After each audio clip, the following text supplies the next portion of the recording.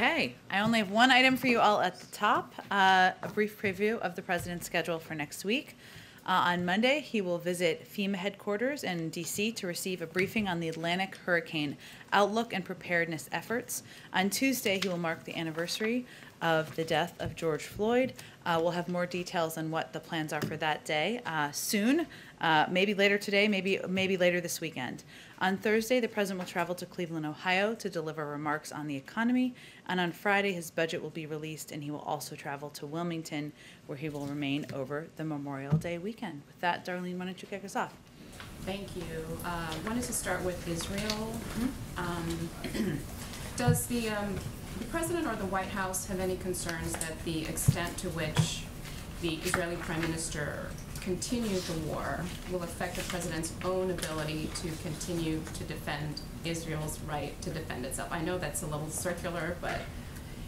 You mean domestically here, yes. Or? Yes. Well, first I would say that the president's set a clear objective from the beginning, which was to end the war, play any role we can ending the war, and bring it to a conclusion as quickly as possible. And at the beginning, that seemed highly unlikely, given there were thousands of rockets falling on Tel Aviv, and the Israelis were on a war footing and preparing for, by many reports, a ground invasion. So I would say what's important to look at and reflect on here is historic precedent and the fact that the conflict in 2014, many more lives were lost.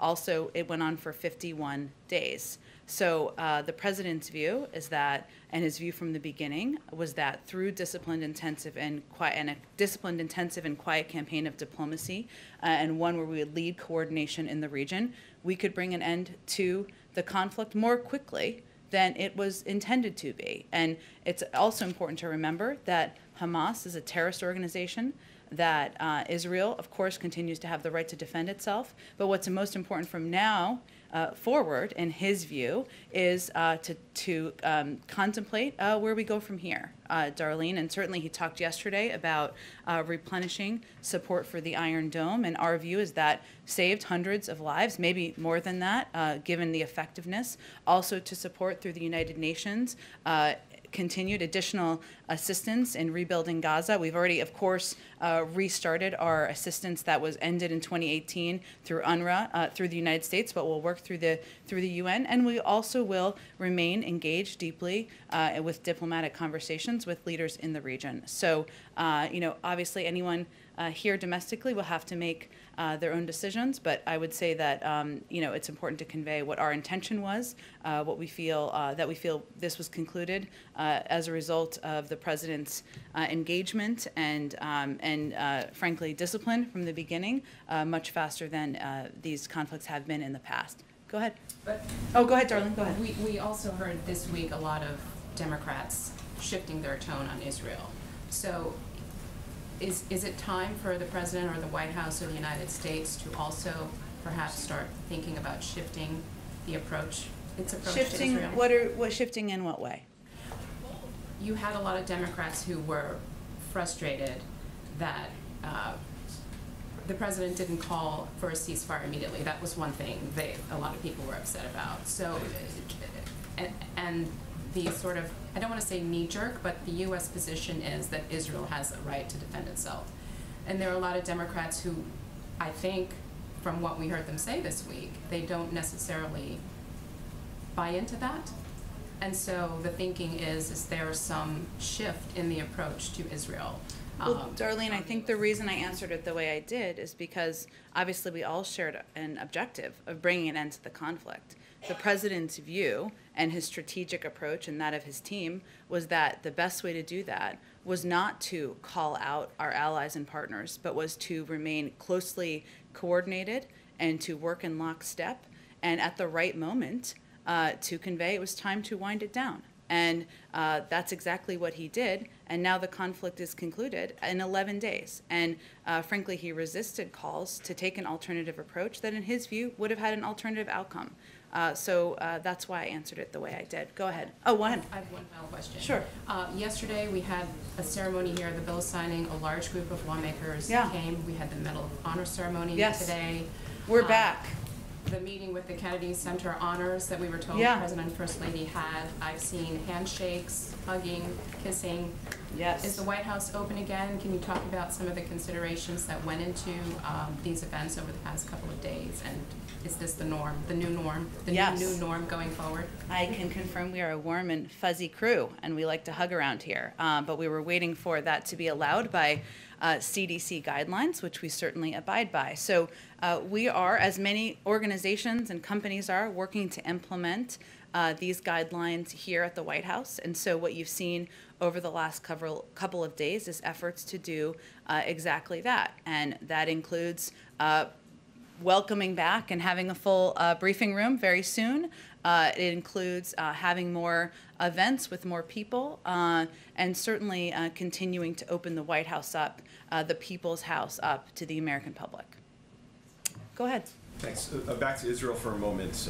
One of the other examples I think that would fit into Darlene's question is this pressure from lawmakers over the $735 million pending sale of precision-guided missiles to Israel. I know the president said yesterday he's committed to replenishing the Iron Dome, but is he also committed to making sure that sale goes through? We have no plans to change our security assistance that we're providing to Israel. But I will say that the president's view is that we need to move forward on a couple of fronts. Certainly supporting the security of Israel is one of them. But another front is rebuilding, playing a constructive role in rebuilding Gaza, providing assistance and funding through the UN efforts to do exactly that, ensuring that it is not Hamas, but is the Palestinian people who benefit from that assistance, and doing that through the UN is, in our view, the best way to do that. It also includes continuing to have engaged diplomacy with leaders in the region, continuing discussions with officials across the Middle East, Egyptians, Israelis, Palestinian leaders, Qataris, others, about how we move forward from here. And then one on police reform. It looks like this sort of soft Memorial Day deadline is going to slip without legislation being passed. Is the White House losing some confidence in the bipartisan talks that are going on Capitol Hill? And also, how does President Biden plan to address that issue on Tuesday when he speaks about the anniversary of George Floyd's death? Well, I would say first that the president used the occasion of his joint address, one of the highest profile moments any president has, to speak about, reiterate his view that police reform is long overdue, that the George Floyd Justice and Policing Act is exactly the right forum and bill that could help get that done, rebuild trust in communities. What we've seen from the negotiators, and we've been in close touch with the negotiators as well, is that they still feel there is progress being made. Yes, it's unlikely, as they've conveyed as well, we're going to meet the timeline that the president outlined in his speech, which he did because he felt that it was important to lift it up, to be bold and ambitious in how we're talking about such an important piece of legislation. But we have confidence in the negotiators, and we've seen them convey publicly that they feel the vibes are good and they're continuing to make progress. Go ahead. Thanks, Jen. Is the president confident that this ceasefire will hold? And if so, can you explain a bit why? Did he receive any kinds of assurances from Prime Minister Netanyahu? Well, we have strong assurances. Sorry, I don't know why that was a hard word. Let me try again. We have strong assurances from the relevant parties that they are committed to the ceasefire. And obviously this is something we will be watching extremely closely in the coming days. And I think what's important to note is in the final 24 hours leading up to the ceasefire, obviously the president was deeply engaged before that, but he was especially deeply engaged in that period of time, as were high-level senior officials here. And they were back and forth on the phone between many different parties, the Israelis, the Egyptians who were in touch with Hamas, and others, about the importance of not violating, even pre-violating the ceasefire in the hours leading up to it, as we see did not happen. So we will be in close touch with all parties. We clearly will be watching it, but we do have assurances from the relevant parties that they are committed. And yesterday, before this was announced, you said you expected Israel to start winding down their operations because they had achieved significant military objectives. So how much of the timing of this do you think is because of the president's diplomatic approach?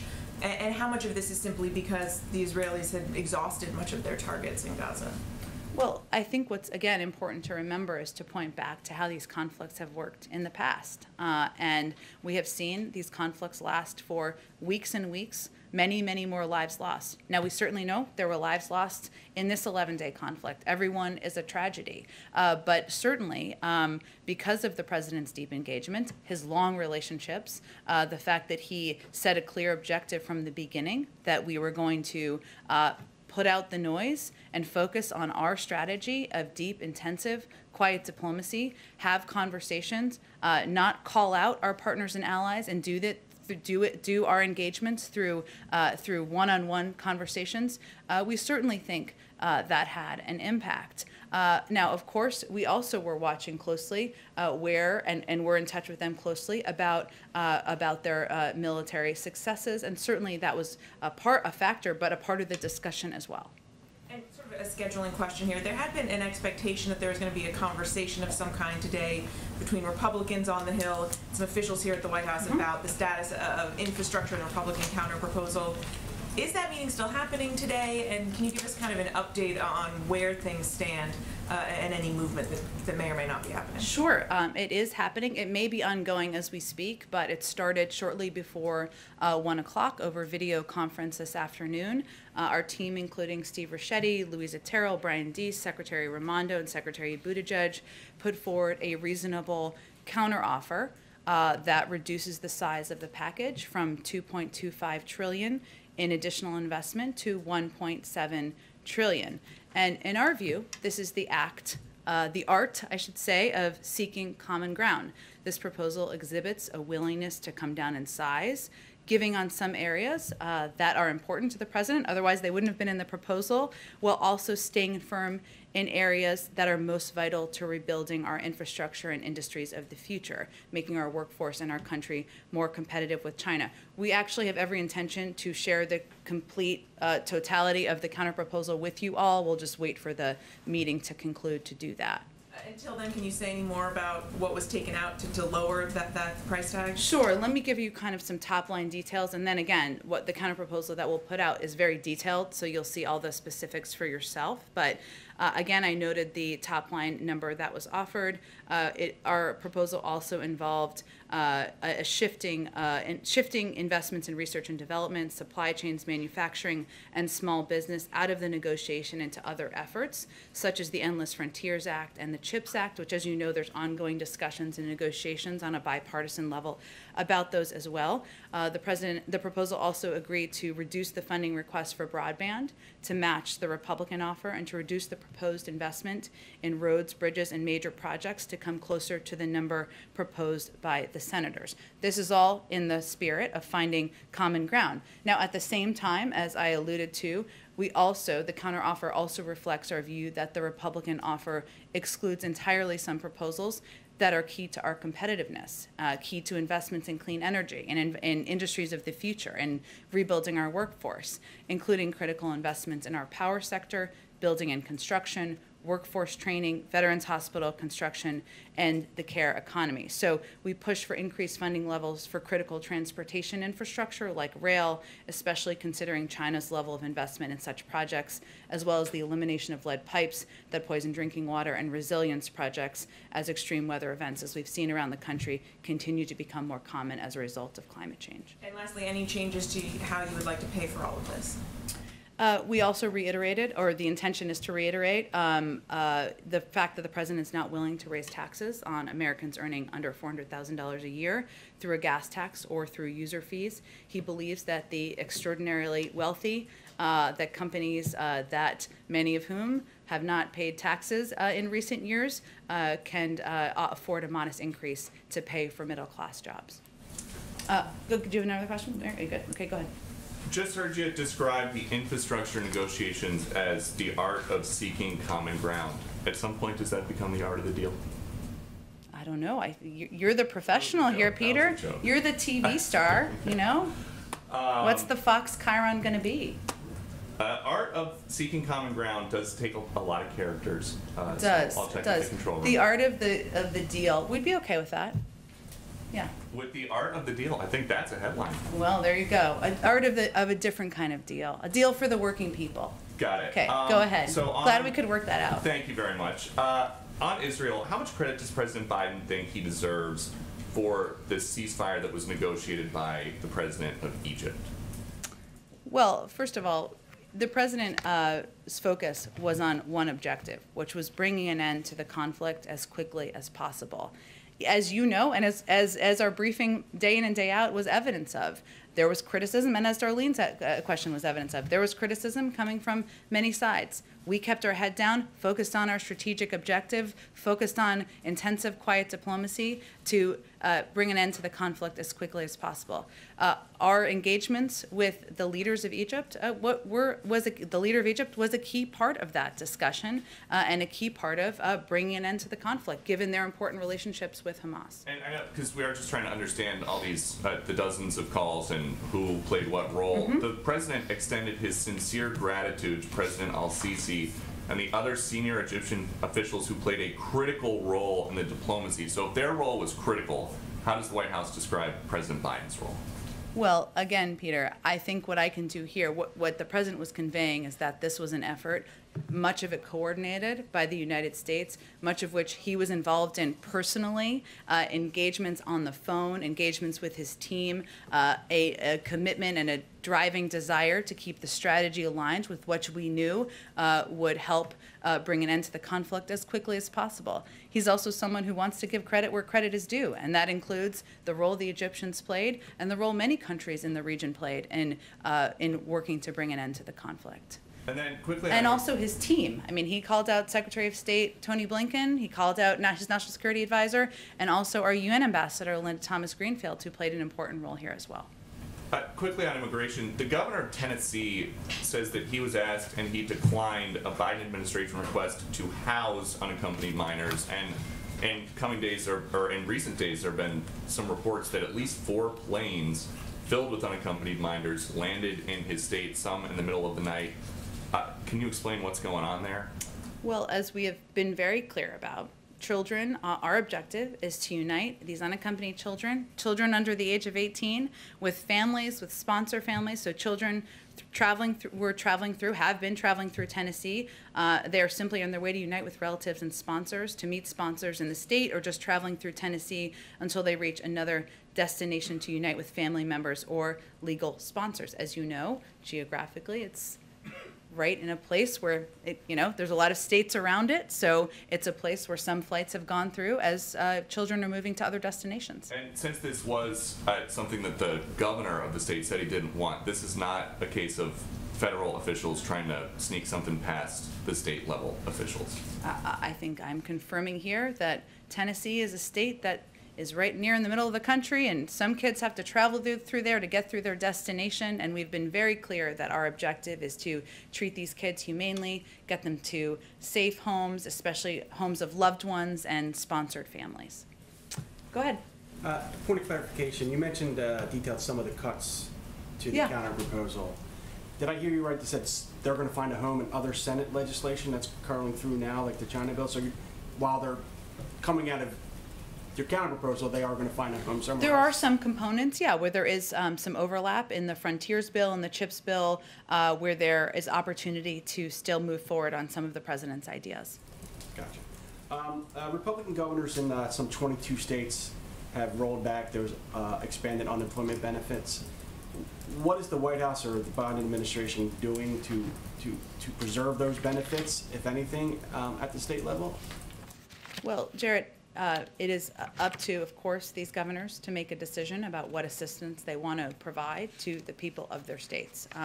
Our view continues to be that unemployment insurance, of course, at a federal level, which is something we advocate for and would work to pass through Congress, or have worked to pass through Congress, is something that can help people during a time where there are still more than 8 million people out of work make ends meet.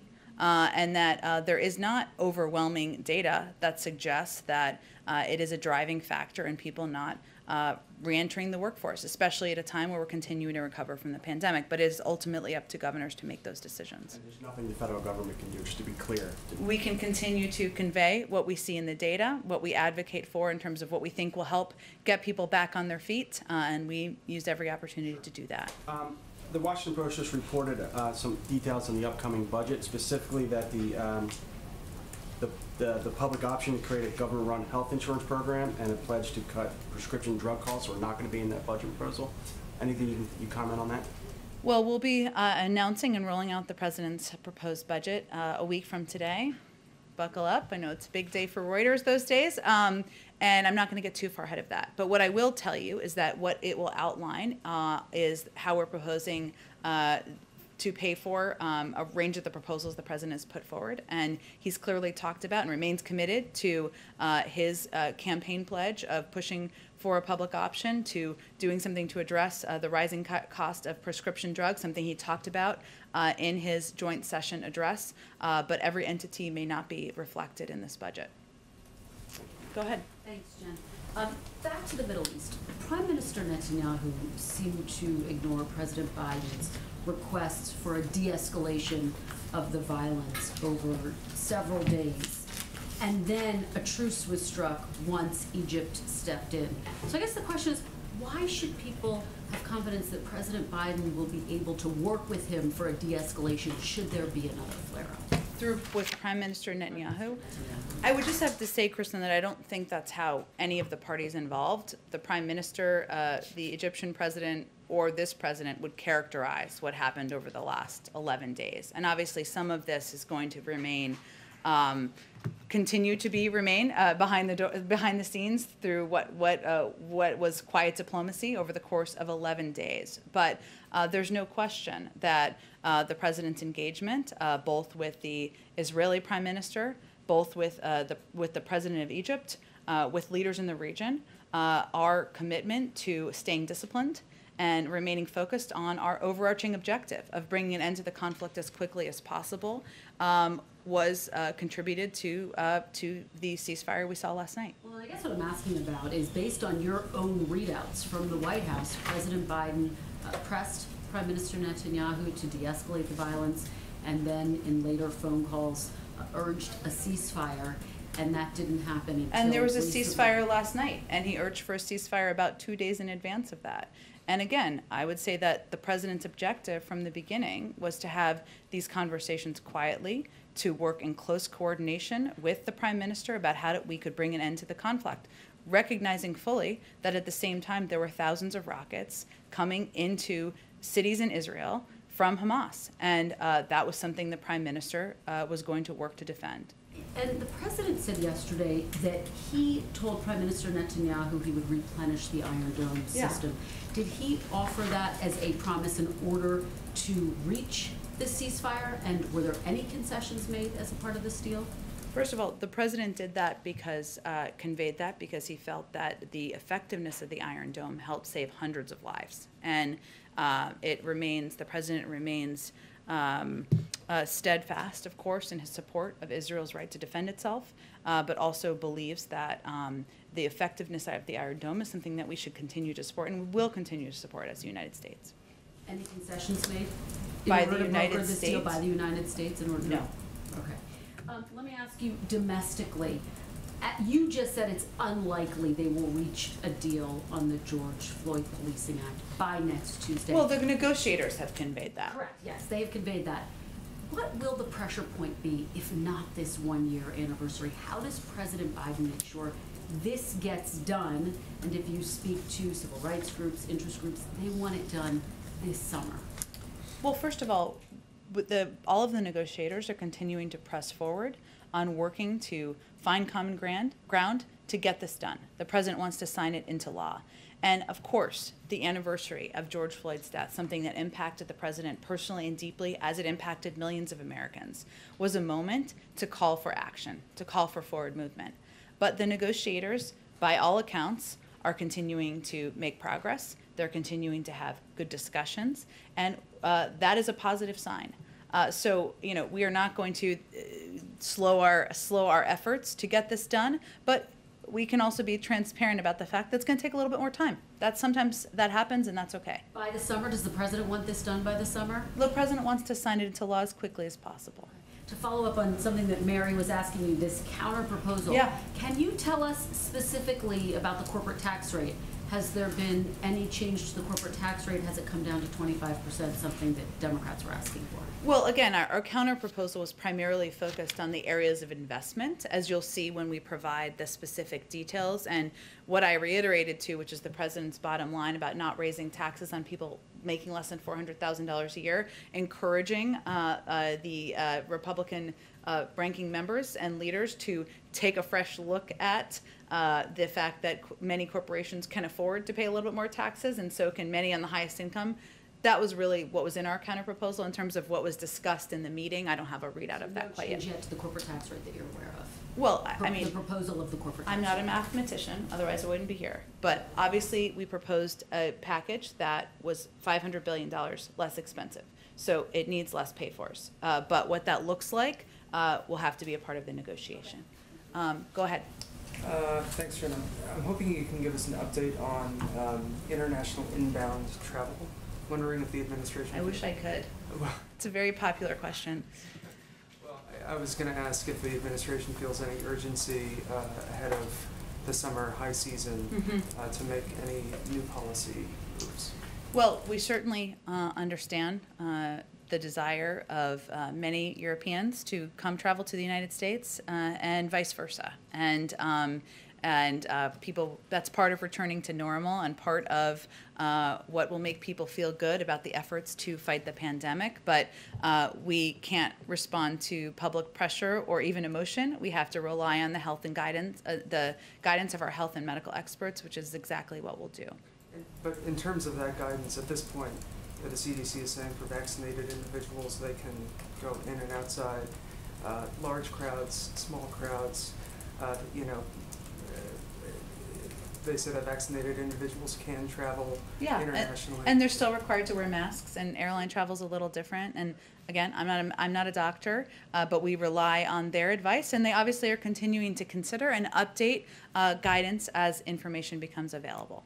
And in terms of possibly requiring, proof of vaccination for non-U.S. citizens, is there any further consideration of that you could share? A vaccine passport? I didn't use that term. Well, you mean the same basic thing, the federal government requiring vaccines, Yes, proof of vaccination. Proof of vaccination. That is not in our intended plan. Just on a different topic, on Colonel Puckett Jr. Yeah. Why was, maybe you could take us a little bit into Sure. the decision to have him be the first recipient of a Medal of Honor from the president? Well, clearly he has an incredible personal story and is part of what the president feels is one of the greatest generations in history. And he also has a great deal of support for the sacrifices he made and the incredible story we just heard the president tell at that event. And the president, I think, felt it was important to honor him, recognize him, as one of the first people, given the service that he paid to the country, and the fact that he is still a young man, but someone we want to recognize while his family can celebrate with him. Go ahead, Ann. Let me try a different version of Kristen's question on Israel. Okay. So on Wednesday, the readout of the president's call with the prime minister was pretty blunt in saying that the president had told the prime minister he expected to see a significant de-escalation that day, Wednesday. The ceasefire didn't come until well more than 24 hours later, 36 hours later, 2 a.m. Friday local time. Was the president concerned, and was there any consternation around here as the day wore on Wednesday and moved into Thursday, that the prime minister was blowing him off, not listening to him, not doing what the president had asked him to do?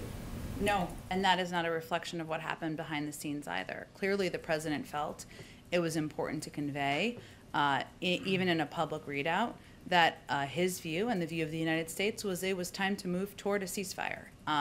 And just over 24 hours later, there was an agreed ceasefire, and that required additional conversations behind the scenes, many of which the president was involved in himself, as you well know, because we did readouts of them.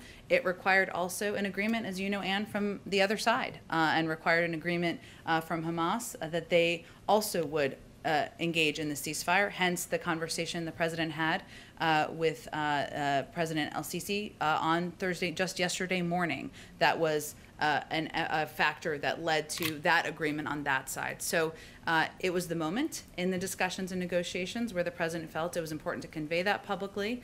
Obviously, he was careful about what he conveyed publicly, what he said publicly, what we said in readouts publicly, but it was a reflection of that. But over the last 24 to 36 hours were clearly pivotal in bringing an end to the conflict. But it's unusual for a president to throw a flag like that and to say to a foreign leader that effectively the U.S. president is setting a deadline for specific action.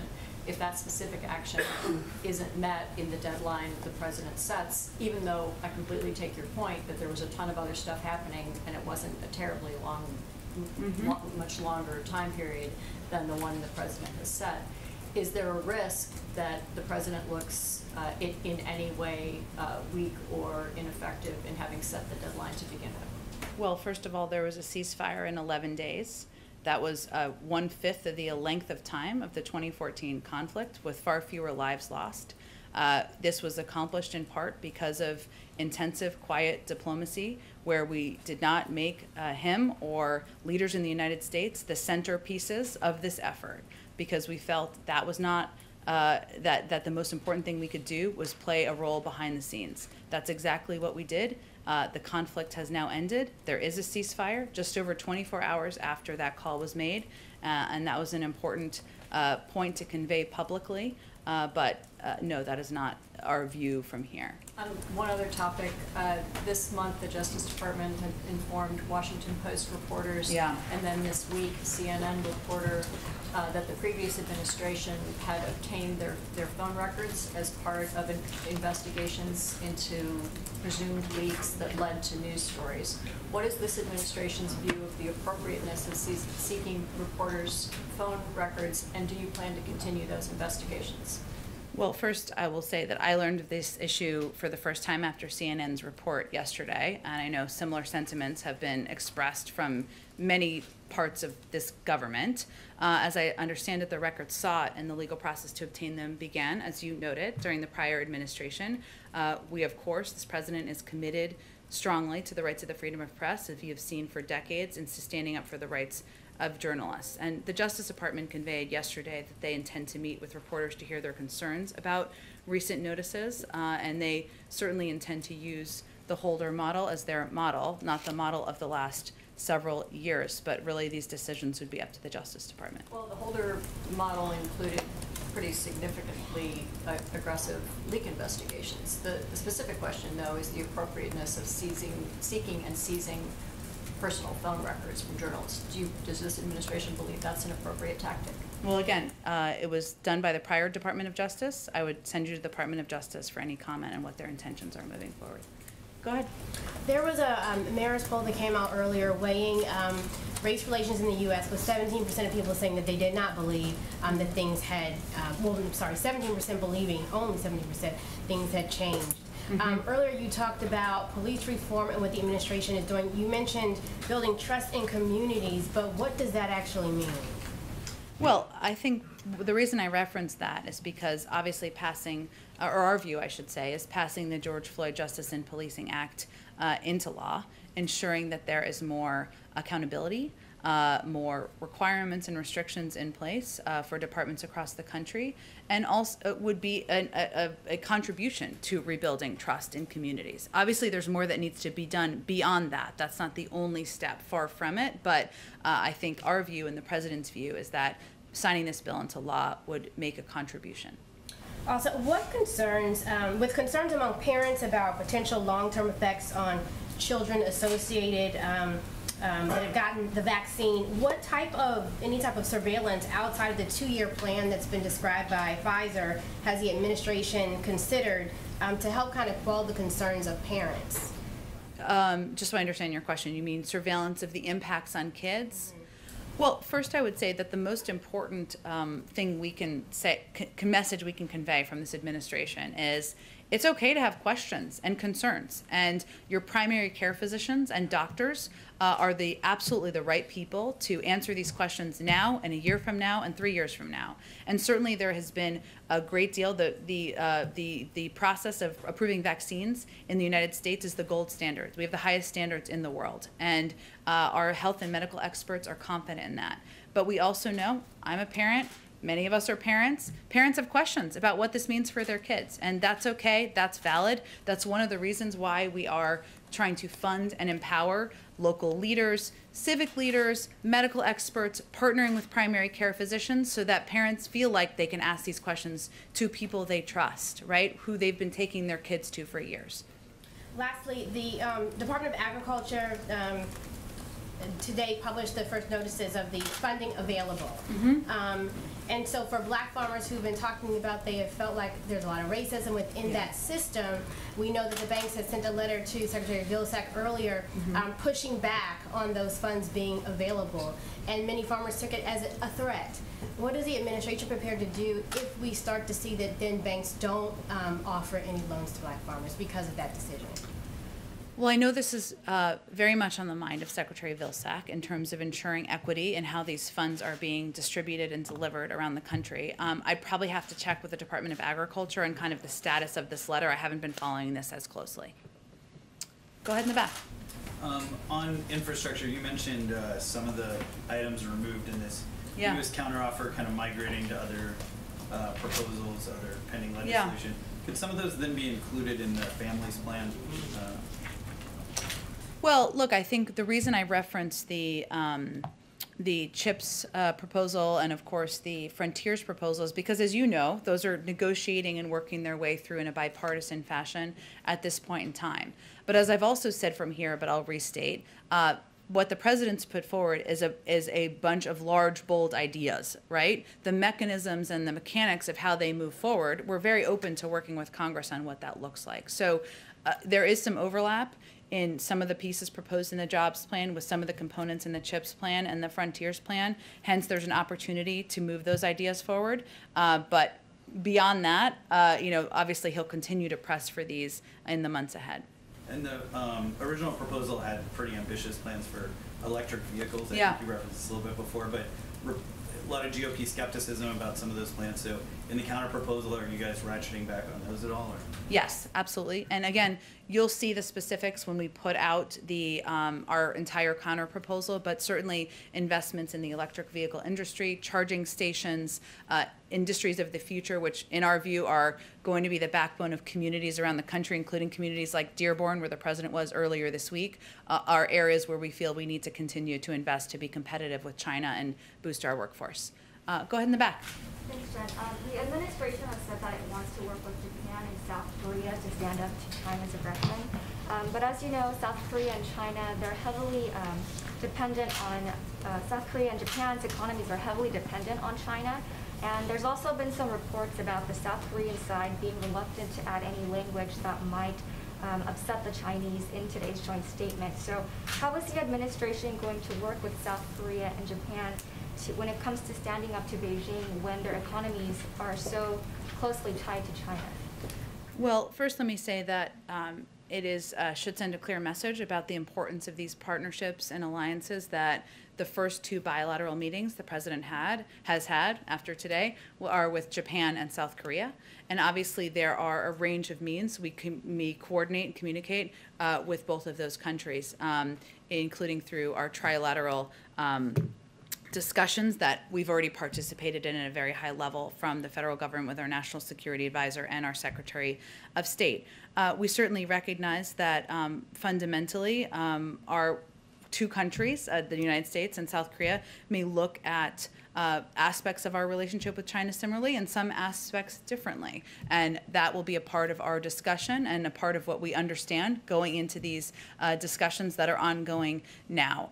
But you know, at the end of the day, we feel there's areas of cooperation and partnership with South Korea. As you know, there was a big announcement that was made today, which we welcomed, which is significant investments in the United States by South Korean companies, totaling more than $25 billion, which that reflects the long-standing close economic ties between the United States and South Korea. And we expect there to be continued opportunities for those type of economic engagements and cooperation. Just one more. There's, as you know, there's ongoing tension between South Korea and Japan. Will he urge President Moon Jae-in today to improve its relationship with Japan? Well, first, we continue to promote expanded trilateral U.S. South Korea-Japan cooperation. Again, you've seen that through the trilateral meetings that we've had at a very high level. We not only want to strengthen America's relationship with our allies, but also between our allies, and nowhere is that more important than between South Korea and Japan.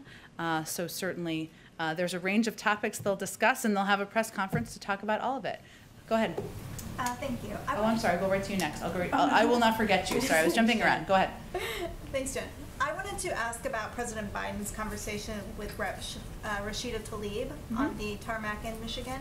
What was his reaction to what she said, which was reported to be that she told him the U.S. can't continue to give the right-wing Netanyahu government billions of dollars to commit crimes against the Palestinians? Well, the president spoke about how impressed he was by Congresswoman Tlaib at the event he had after he had the conversation with her. So I think he spoke to that already. And certainly he understands that there are a range of viewpoints as it relates to the conflict in the Middle East, which we were in the heat of over the last several days. And he felt it was important to have a discussion with her on the tarmac so he could convey his point of view, certainly hear hers, and you know, he'll look forward to continuing to engage moving forward. Go ahead. Thanks, Jen. Following up on Darlene's question about the White House being open, of course now we're all masks off, at least for the press. Yeah. But, I can only speak to our experience here. It seems to be on the honor system if we're vaccinated or not. So now the White House is having these events, maskless hugging today and yesterday, and I assume, you know, kind of forthright from here. How is the White House tracking vaccinations beyond the folks who got vaccinated, God bless you, on TV like Pelosi at all? So the folks who we haven't seen vaccinated on TV, how is the White House tracking who is vaccinated and who is not vaccinated? Well, again, what the guidance provided was information so people could take steps to protect themselves, either to get vaccinated, which every American is eligible who's over the age of 12 at this point in time, or to mask up if they're not yet vaccinated. So the steps we're taking here, so that means every individual in the White House, members of the press corps, can do exactly that, either get vaccinated or wear a mask. So the honor system is really about, I don't actually even like that term because I think it's confusing. I'm not saying you're intending to do that, but the real question is how will people who are not yet vaccinated protect themselves, right? Because people who are vaccinated, what the CDC guidance is saying is that you're protected. So people who are not vaccinated, the guidance is you should wear a mask.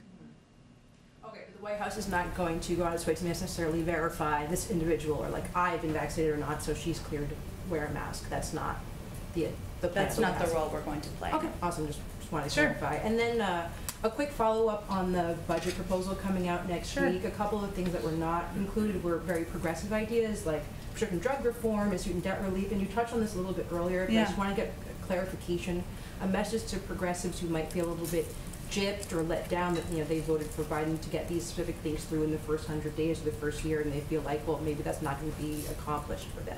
So any message directed to those people? Well, first I would say, again, we'll roll out the totality of the budget. You'll have more paper and fact sheets than you know what to do with a week from today. And so I don't want to get too far ahead of that.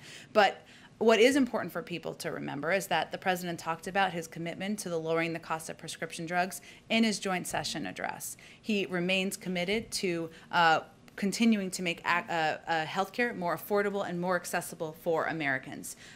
Is the totality of everything he wants to accomplish in his presidency done in the first 100 days? Clearly not, because we've passed that period of time. And will every single thing he wants to get done in his presidency be reflected in the budget? It won't. But that doesn't mean he's not committed to it, and it doesn't mean that he doesn't have a desire to move all of these agenda items forward that he talked about in his joint session address and that he talked about when he was running for president.